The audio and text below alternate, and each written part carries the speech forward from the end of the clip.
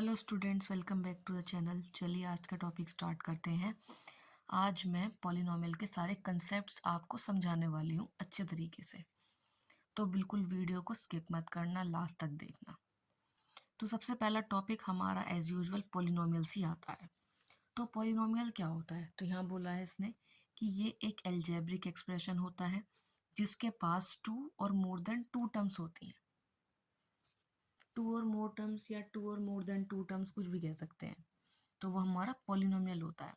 तो इसने क्या बोला है कि एक एल्जेब्रिक एक्सप्रेशन होगा जिसके पास दो या दो से ज़्यादा टर्म्स होंगी, वो हमारा पॉलिनोमियल है। अब इसके ये एग्जांपल्स हैं 5x³ - 4x² - 6x - 3, 8x² + 6x - 2। अब इसकी जनरल फॉर्म क्या होती है? अब अगर आपने यहाँ ध्यान से देखो एग्जाम्पल में, हमने डिक्रीजिंग पावर में लिखा है। सबसे पहली सबसे बड़ी पावर, उससे छोटी, फिर लास्ट में कांस्टेंट आ गई, ऐसे ही यहाँ पर किया है। तो इस बेसिस पे हमने यहाँ पे क्या किया है, ये जनरल फॉर्म हो गई कि पहले an आएगा, फिर an-1, इसी रिस्पेक्ट में x की पावर n, x की पावर n-1, फिर लास्ट टर्म एक a1 बचता है और x जैसे यहाँ बच रहा है, और फिर बाद में एकदम कांस्टेंट टर्म आ जाती है, और इसको हम p तो यहाँ पे px, qx, rx या gx में भी हम इसको दिखा सकते हैं।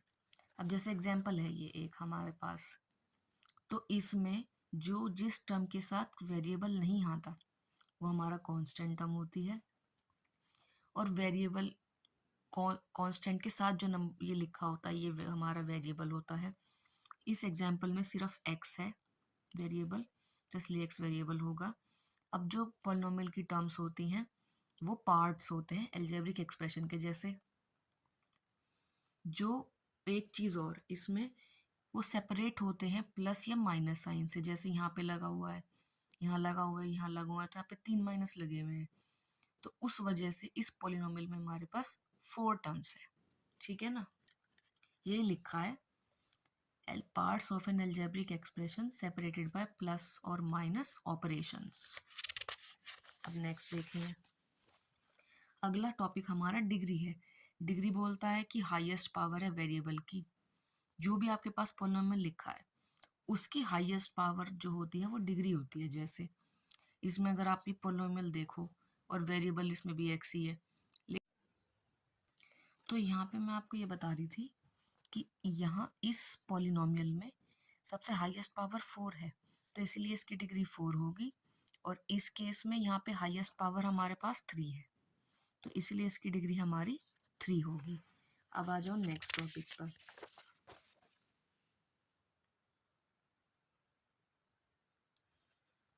अब ये वाला जो है ये हमारा नंबर ऑफ टर्म्स का है।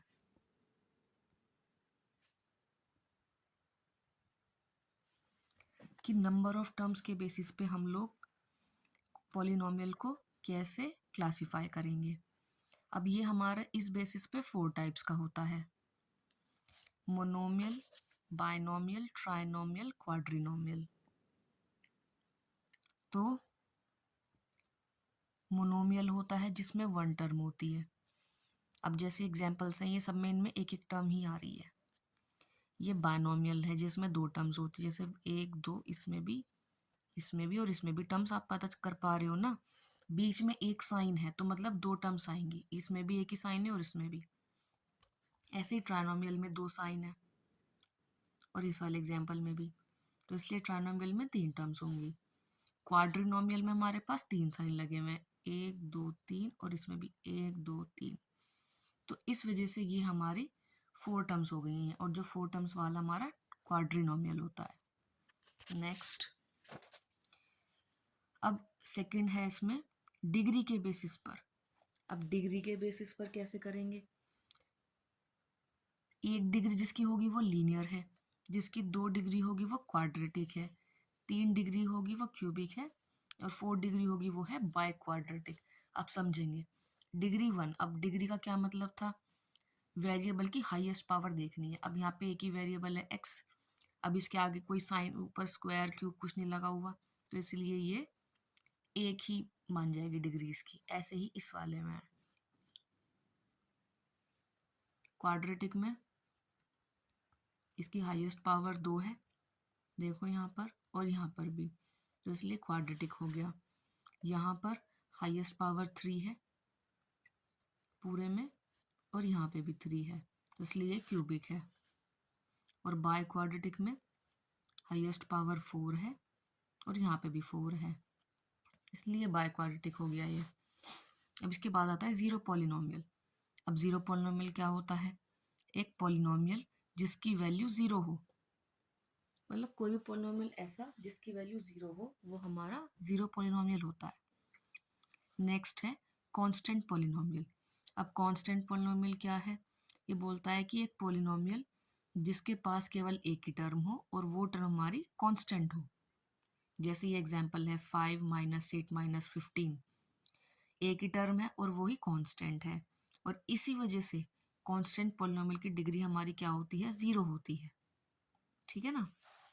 नेक्स्ट फिर आता है हमारा जीरोज ऑफ पॉलिनोमियल। ये इंपॉर्टेंट टॉपिक है।